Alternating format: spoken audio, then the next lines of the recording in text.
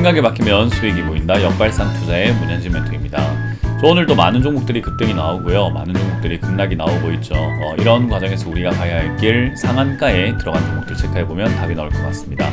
도움되신다면 좋아요와 구독 그리고 알람 설정까지 반드시 부탁드리면서 바로 출발해 보도록 하고요.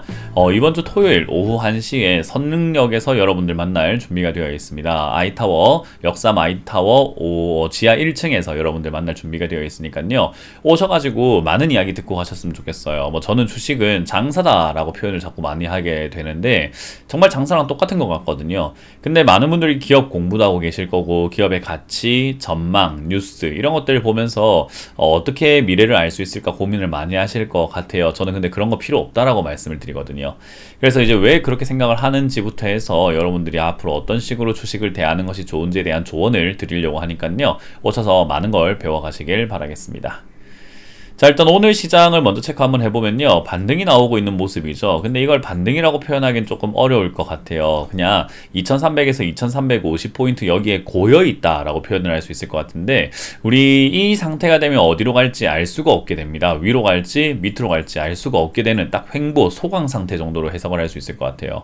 그러면 우리가 생각을 한번 해볼 때 이런 횡보와 소강 상태가 만들어져 있다고 했을 때 이걸 어떻게 이해하면 좋을까? 우리 근해를 이해하시면 좀 쉬울 것 같아요. 근해가 왼쪽 오른쪽 왼쪽 오른쪽 이렇게 흔들리고 있어요. 그러면 오른쪽 갔으면 왼쪽으로 갈 거고 왼쪽으로 갔으면 오른쪽으로 갈 거고 오른쪽 갔으니까 왼쪽으로 갈 거고 왼쪽 갔으니까 오른쪽 갈 텐데 점점 힘이 빠지면서 가만히 있게 됩니다. 그럼 어디로 갈까요? 왼쪽일까요? 아니면 오른쪽일까요? 가만히 있게 되면 누가 밀어야 가거나 이쪽으로 밀어야 가겠죠. 그러니까 누군가가 밀어야 가는 방향이 되었기 때문에 여기서는 왼쪽으로 갈까 오른쪽으로 갈까요? 그러니까 위로 갈까 밑으로 갈까를 정확하게 알 수가 없는 상태가 되어버린다는 거예요. 그래서 지금 이렇게 횡보하는 자리가 나오게 되면은 이제 예측하기가 좀 어려워졌다라고 보시면 되고요. 차트를 보면서 예측하는 게 별로 의미가 없어지게 되다 보니까 전체 방향성은 어딘가 아래쪽이구나 라는 것을 염두에 두고 지금 분위기가 어떤가 라고 하는 분위기 파악을 좀 해봐야 돼요. 분위기는 지금 굉장히 좀 안 좋죠. 여러분들 많이 느끼시겠지만은 경기 침체란 이야기 많이 나오고 있고 원자재 가격 하락으로 인한 경기 침체 이야기 계속해서 부각이 되고 있다 보니까 올라갈 만한 건덕지가 보여지지 않는 그런 상황이에요. 그래서 금리 인상이라던가 이런 것들도 다음 주에 예정이 되어 있고 그리고 연준에서도 경기 침체가 올 수는 있다. 그래도 금리 인상을 해야 되겠다. 그런 이야기를 하고 있단 말이죠. 그래서 이제 그런 것들이 우려감들이 반영이 되고 있는가 하면은 저는 우려가 생각보다 반영이 되어 있지 않다라고 생각하고 있어요. 그래서 많은 분들이 저런 뉴스가 나오는데도 불구하고 주가가 많이 안 빠지네 라고 바라볼 텐데 아마 그게 허점이 될 것이다 라고 생각을 해요. 뉴스가 나왔지만 안 빠지는 것이 아니라 안 빠지는 척 하다가 빠질 것이다 라고 예상을 한번 해보는 거죠. 그렇게 된다면 개인 투자자들이 역시나 공포를 느끼고 매도할 가능성이 굉장히 높다라고 표현을 하고 싶습니다. 그래서 저는 이 저점 2200포인트, 2300포인트 언저리 가까이 있는 요 자리가 한번 무너질 것이다 라고 저는 예상을 한번 해볼 수 있을 것 같고요. 여기가 무너지게 되면 아마 추가 상승을 그때서야 한번 기대해 볼 수 있지 않을까 라고 보여지는 겁니다. 자, 어쨌든 이제 그런 상황이 만들어지다 보니까 역시나 좋은 시장은 아닌 것 같다라고 생각이 들고요. 상한가에 들어간 종목들이 꽤나 많이 있습니다. 신진 SM부터 해서 유일 로보틱스까지 6종목이 상한가에 들어가 있는 게 확인되어 있고요. 10% 이상 올라오고 있는 기업들은 가구, 사료, 따질 거 없이 기계, 이런 것들 따질 거 없이 정말 다양한 분야에서 급등이 좀 나와주고 있는 것 같아요.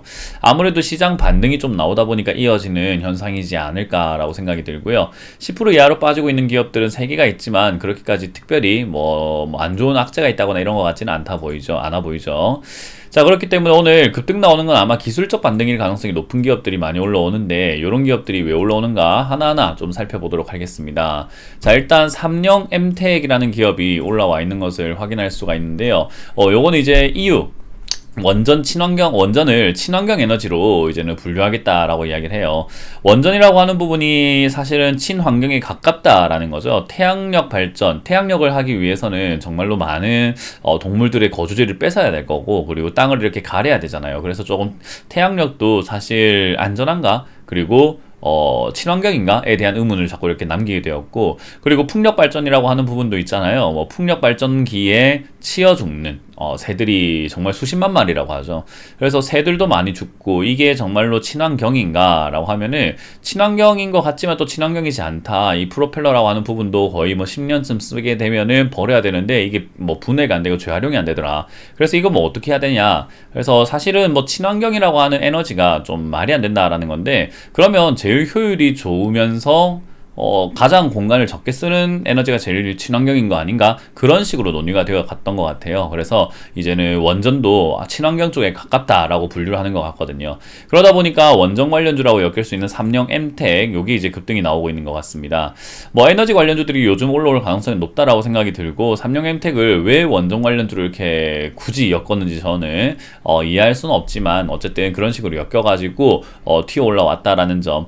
일단 원전은 다시 또 이야기 나올 가능성이 굉장히 높은 산업 같아요. 탈원전 전면 백지화 이런 이야기들도 나오고 있어가지고 원전 관련주가 튀어 올라갈 가능성은 높다. 그래서 이거는 들고 계시는 분들이 좀 보유해 볼 필요가 있겠다 생각이 들죠. 그래서 6,500원 이상까지는 한번 가져가 보시길 바라겠고, 굳이 신규 매수로는 적합하지 않다라는 조언을 드려보고 싶습니다. 자, 그리고 우리산업홀딩스는 오늘 또 급등이 나왔는데, 뭐 얘 같은 경우는 전기차 테마 쪽으로 엮여서 올라오는 원래 기업인데, 오늘은 왜 올라왔는가? 뭐 딱히 이유가 있어 보이지는 않습니다. 뭐 일단 현대차 그룹의 전기차 열 관리 부품 공급을 한다는 그런 이야기가 있는데, 글쎄요, 그게 이렇게까지 주가가 올라올 만한 이유는 아닌 것 같고, 그냥 과대 낙폭이다 보니까 싸서 이렇게 들어 올리는 것 같거든요. 그래서 이것도 5,500원 정도까지 올라가면 힘 바로 빠질 가능성이 높으니까 큰 기대하지 않는 것이 좀 좋지 않을까 조언을 드리고 싶네요. 자, 그리고 시디즈입니다. 시디즈 같은 경우는 올라온 이유가 사실은 특별히 있을 만한 기업은 아니에요. 그냥 품절주라서 올라왔을 것이다 라고 예상이 들고요. 역시나 뉴스가 있어서 올라온 것 같지는 않고 주식수가 굉장히 적어요. 지금 발행 주식수 자체가 200만 주밖에 안 되거든요. 그래서 이제 그런 부분이다 보니까 대주주 지분도 어느 정도 60% 70% 이렇게 묶여 있어가지고 주식수가 적어서 품절주를 엮이면서 올라온 것 같습니다. 들고 계시는 분들은 이런 상승세에서 빨리빨리 정리하고 나오는 것이 이런 품절주를 대응하는 데는 최고다라고 보시면 되고요. 유일 로보틱스도 현대차, 뭐 러시아 대신 우즈베키스탄 대량 생산, 뭐 산업 로봇 공급을 한다, 뭐 이런 이야기를 하고 있는데요. 사실 뭐 그렇게까지 대단하진 않아요. 신규 상장 테마들이 요즘 움직이다 보니까 얘가 튀어 올라온 것밖에 안 되는 것 같거든요. 그래서 뭐 엄청 커다란 기대를 가지시는 건 좀 좋지 않을 것 같습니다. 그래서 여러분들도 그 점 참고하시면서 전 대응하시는 게 어떨까? 이것도 한 23,000원, 4,000원대에서 정리하는 게 좋을 것 같습니다.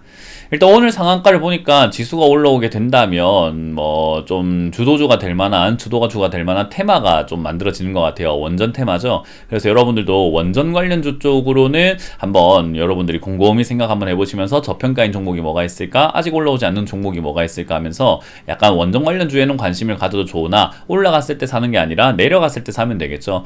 혹여나 지수가 여기서 밀려 내려가게 된다면 아마 내려가는 모습도 한번 기대해 볼 수 있거든요. 원전 관련주조차도요. 그래서 그런 흐름이 나왔을 때 저는 여러분들이 한번 매수해보는 것을 추천해볼 수가 있을 것 같습니다.